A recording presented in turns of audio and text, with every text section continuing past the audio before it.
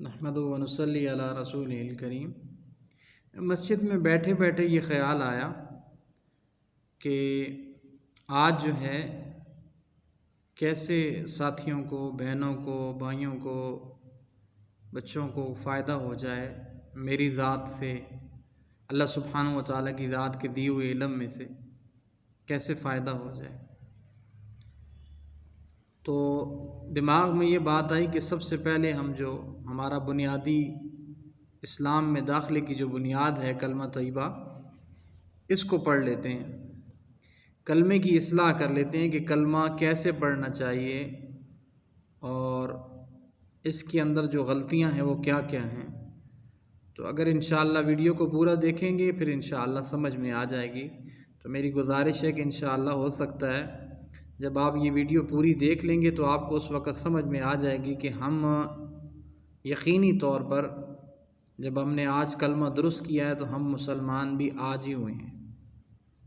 تو اس لیے میری گزارش ہے کہ انشاءاللہ اس ویڈیو کو دیکھ لیجئے گا اور اپنی غلطیوں کو دور کرنے کی نیت سے دیکھیے گا کہ اگر ہمارے اندر ایسی کوئی غلطی ہے تو اس کی اصلاح کی جائے، اور اگر ہمارے اندر ایسی کوئی غلطی نہیں ہے تو ہمارے بہن بھائیوں میں سے، عزیز و اقارب میں سے کسی کی کوئی غلطی ہے تو اس کی اصلاح ہو جائے۔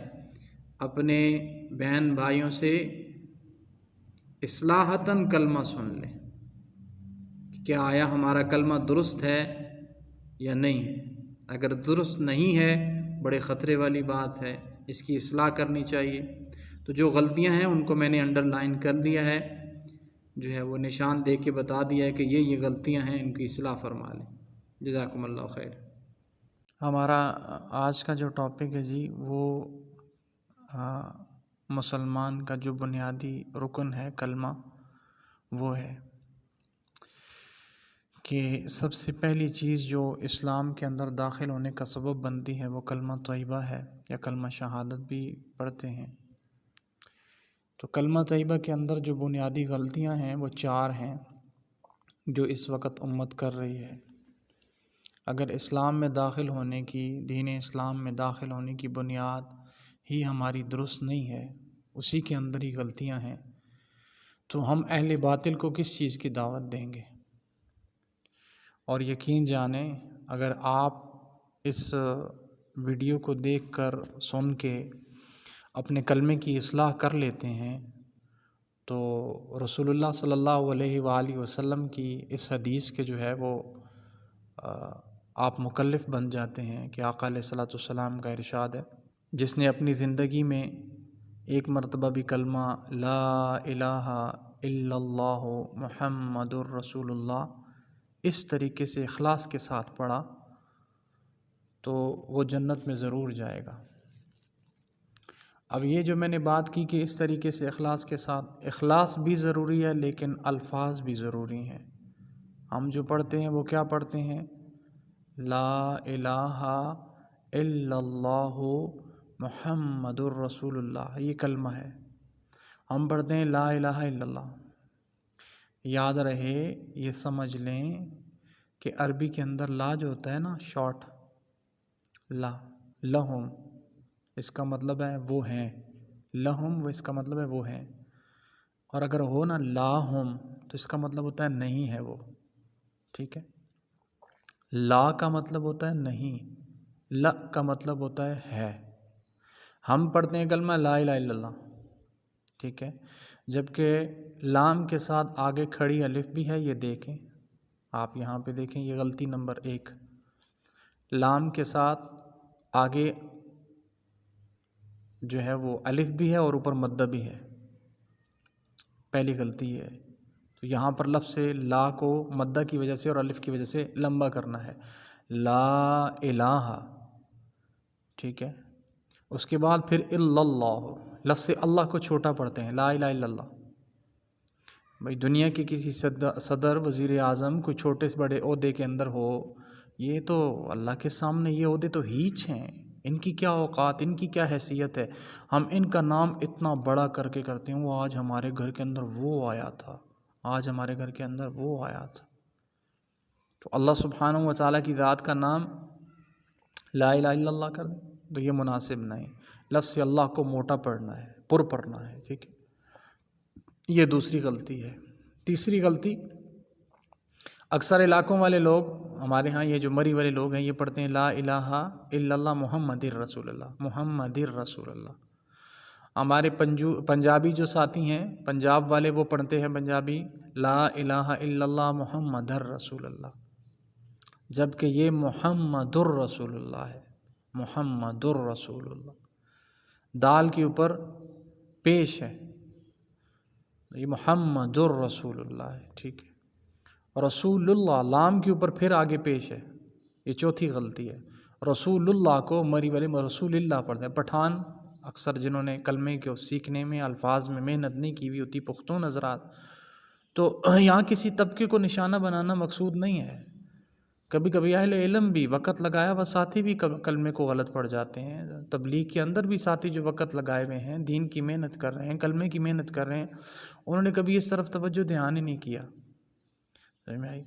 یہ ایک ایسی غلطی ہے جس کی طرف توجہ نہ کی جائے نا، تو انسان جیسے کسی گناہ کو گناہ نہ سمجھے نا، تو اس کو کرتا رہتا ہے۔ جب اس کو سمجھ آ جاتی ہے اور اس کو اہمیت دینے لگتا ہے کہ یہ گناہ ہے، تو پھر اللہ پاک اس سے اس گناہ کو چھڑوا بھی دیتے ہیں، جب اس کو فکر لگ جاتی ہے۔ جس کو فکر ہی نہ ہو، اس کو پتہ ہی نہ ہو کہ یہ بھی گناہ ہے، جیسے ہم جھوٹ بولتے ہیں معاشرے کے اندر، اللہ پاک کہتے ہیں جھوٹے پہ اللہ کی لعنت ہے۔ قرآن میں اللہ کیا فرما رہے ہیں؟ جھوٹے پر میری لعنت ہے۔ لیکن اس کے باوجود بھی ہم اب یہ نہیں کہ نماز چھوڑنے والے پر اللہ کی لعنت ہے، ایسا نہیں ہوا۔ غیبت کرنے والے پر اللہ پاک کی لعنت ہے، ایسا نہیں ہے۔ جھوٹ بولنے والے پر اللہ کی لعنت ہے۔ کتنا بڑا کبیرہ گناہ ہے۔ رسول اللہ صلی اللہ علیہ وآلہ وسلم نے ایک صحابی نے نبی علیہ الصلوۃ والسلام سے سوال کیا، یا رسول اللہ، مومن جو ہے وہ شراب پی سکتا ہے؟ حضور نے فرمایا ہاں۔ فرمایا مومن زنا کر سکتا ہے؟ فرمایا ہاں۔ فرمایا مومن چوری کر سکتا ہے؟ فرمایا ہاں۔ فرمایا یا رسول اللہ، مومن قتل کر سکتا ہے؟ فرمایا ہاں۔ فرمایا مومن جھوٹ بول سکتا ہے؟ تو نبی علیہ السلام نے فرمایا نہیں، مومن جھوٹ نہیں بول سکتا، ایمان والا بندہ جھوٹ نہیں بول سکتا۔ تو اب جھوٹ، نبی علیہ السلام نے کیا فرمایا؟ یعنی مومن جو بندہ جھوٹ بولتا ہے وہ مومن نہیں ہے۔ یہاں پر یہ بات بھی آ رہی ہے کہ مومن اگر جھوٹ نہیں بول سکتا تو جو جھوٹ بولتا ہے وہ مومن نہیں ہے۔ یہاں اس بات کو بھی سمجھ لیں، خطرناک بات ہے۔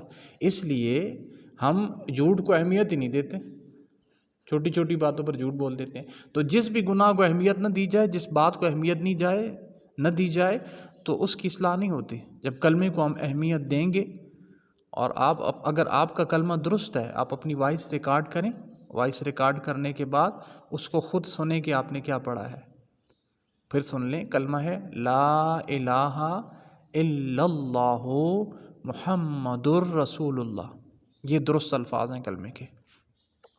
آپ اپنی آواز کو ریکارڈ کریں جلدی کلمہ پڑھ کے، پھر آپ کو پتہ چل جائے گا۔ جیسے جلدی آپ کلمہ پڑھتے ہیں نا، جیسے آپ اس کو پڑھ لیں، پھر آپ کو پتہ چل جائے گا کہ آپ کے الفاظ درست ہیں یا نہیں۔ کلمے کو درست کرنے کے بعد آپ 100 لوگوں سے 25 لوگوں سے کلمہ سنیں، 90% لوگوں کا کلمہ غلط ہوگا، 90% لوگوں کا کلمہ غلط ہوگا۔ اور یہ اتنا بڑا صدقہ جاریہ ہے، اتنا بڑا صدقہ جاریہ ہے کہ اگر آپ اس پر محنت کریں تو آپ اسے سمجھیں کہ آپ نے بہت سارے لوگوں کو کلمہ پڑھا کر مسلمان کر دیا ہے۔ سمجھ میں آ گئی؟ ظاہری بات ہے، کلمے کی اصلاح ہوگی تبھی کلمے کا اثر جو ہے نا وہ اپنے دل کے اوپر وہ کلمہ چھوڑے گا۔ کلمے کی اصلاح ہوگی، کلمہ درست طریقے سے پڑھیں گے تو وہ اپنا اثر دل پر چھوڑے گا۔ نبی علیہ الصلوۃ والسلام کیا فرما رہے ہیں؟ اپنے ایمان کی تجدید کرو۔ صحابہ نے فرمایا یا رسول اللہ، ایمان کی تجدید کیا ہے؟ تو آقا علیہ الصلوۃ والسلام نے ارشاد فرمایا کلمے کو کثرت سے پڑھنا، کلمے کو کثرت کے ساتھ پڑھنا۔ اس کا مطلب کیا ہے کہ یہ ایمان کے اندر حلاوت اور حرارت پیدا کرتا ہے۔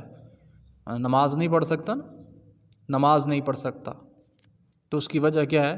کلمے میں حرارت نا، دین میں حرارت نہیں ہے، جسم کے اندر روح کی حرارت نہیں ہے، ایمان کے اندر ضعف ہے، کمزوری ہے۔ تو ظاہری بات ہے جب کلمہ ہی نہیں درست تو اس کو کلمہ وہ کیا فائدہ دے گا؟ تو اس لیے پہلے اپنے کلمے کو درست کریں اور پھر اپنے عزیز و اقارب میں، مستورات ہیں تو مستورات، مرد ہیں تو مرد، کلمے کو درست کر کے اپنے ساتھیوں سے سنیں کلمہ، کلمے والوں سے آپ کلمہ سنیں۔ واللہ یہ بہت بڑا کام ہے کہ اگر آپ نے ایک مسلمان کا کلمہ درست کروا دیا نا تو سمجھ جائیں کہ آپ نے بہت بڑا کام کر دیا۔ اللہ ہمیں عمل کی توفیق عطا فرمائے۔ جزاکم اللہ خیر۔